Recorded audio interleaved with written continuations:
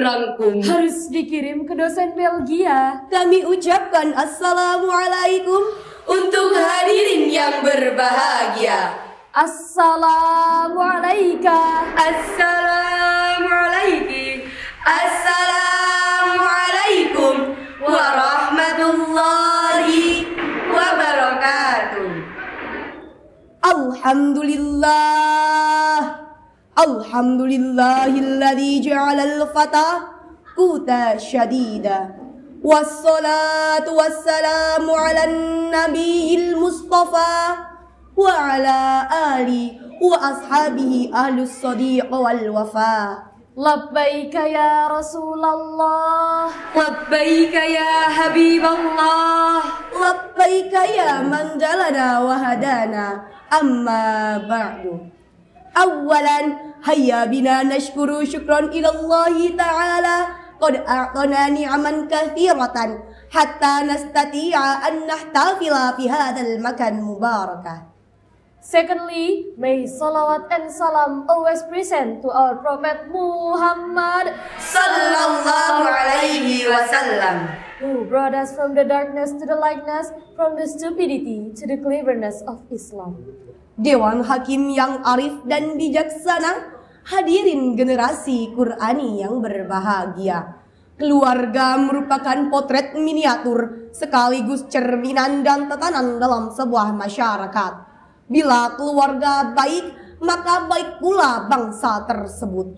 Sebaliknya hadirin, jika institusi keluarga rusak, rumah tangga hancur, maka ini merupakan isyarat awal dari kehancuran sebuah bangsa.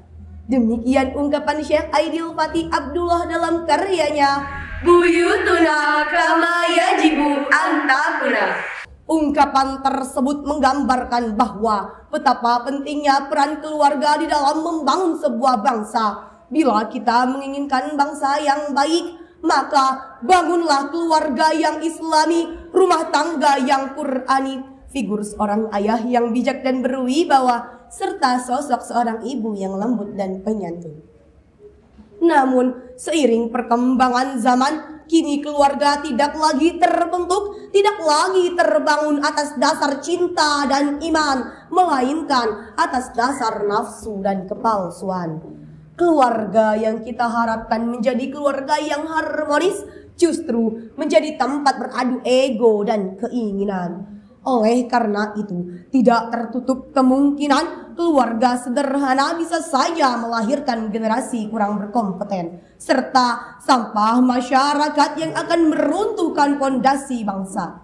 Dengan ini, saya Azlafah Isya Fatrah. Wa ana Anissa Mahardika Nurrahmah. And I am Dina Syalfi Ainur Rizki dari Madrasah Aliyah Darul Quran Wahid Hasyim Yogyakarta akan menyampaikan sebuah syarahan yang berjudul Keluarga Harmonis, Miniatur Bangsa yang Dinamis. Allah Subhanahu wa Ta'ala berfirman di dalam Al-Quran surat An-Nisa ayat 9 yang berbunyi,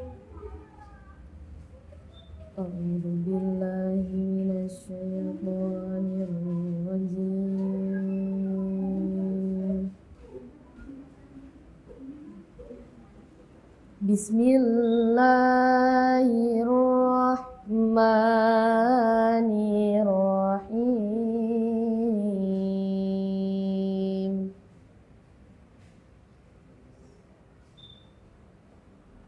Wal yakhshal ladina law taraku min khalfihim dhurriyatan dhi'afa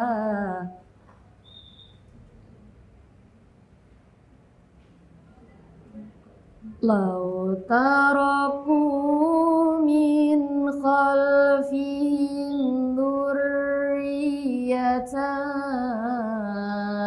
dhi'afan khafu alaihim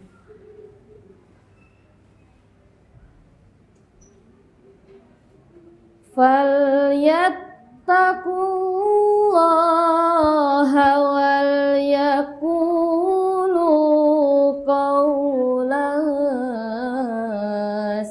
hadida. Aku berlindung kepada Allah dari godaan setan yang terkutuk dengan menyebut asma Allah yang Maha Pengasih, Maha Penyayang. Dan hendaklah takut kepada Allah orang-orang yang seandainya meninggalkan di belakang mereka anak-anak yang lemah, yang mereka khawatir terhadap kesejahteraan mereka. Oleh sebab itu, hendaklah mereka bertakwa kepada Allah dan hendaklah mereka mengucapkan perkataan yang benar. Hadirin yang berbahagia, menurut Imam At-Tabari dalam tafsir Jami'ul Bayan, Fakhruddin Ar-Razi dalam tafsir Al-Kabir, serta mayoritas pakar tafsir lainnya mengatakan bahwa ayat tersebut hanya ditunjukkan kepada orang-orang yang telah lanjut usia, sakit-sakitan, bahkan orang yang mendekati tanda-tanda kematian. Namun, menurut Muhammad Sayyid Tantawi dalam tafsir Al-Wasit, beliau menjelaskan kepada semua orang agar mereka merasa khawatir, cemas, dan takut akan generasi yang lemah. Bahkan, pakar tafsir Indonesia berdarah Arab Muhammad Quraisyhab mengatakan bahwa di'afan bermakna lemah harta. Namun, jika kita kaji lebih mendalam, bukankah hal ini karena lemahnya ekonomi, harta, anak-anak, remaja, bahkan generasi yang kurang berpendidikan? Akhirnya lahirlah kebodohan, Terbelakangan, buta huruf, tidak paham agama. Lebih tragis, anak-anak tidak pernah mengenal Al-Quran.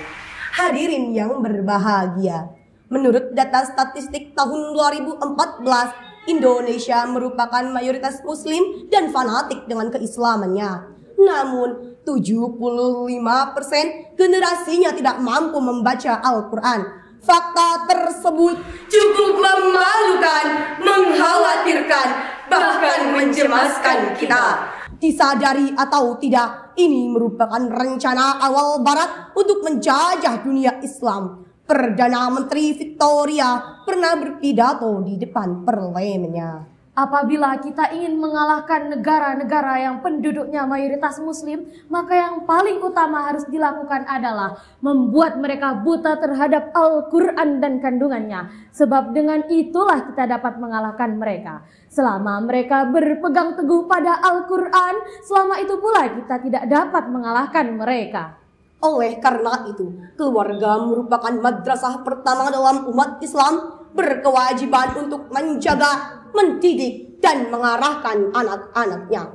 Sebagaimana yang telah diungkapkan dalam ungkapan bahasa Arab, Al-Ummu Madrasatul Ula.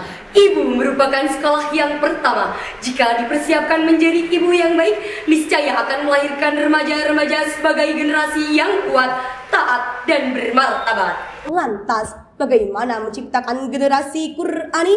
Sebagaimana yang telah Allah firmankan di dalam Al-Quran surat At-Tahrim ayat 6 yang berbunyi,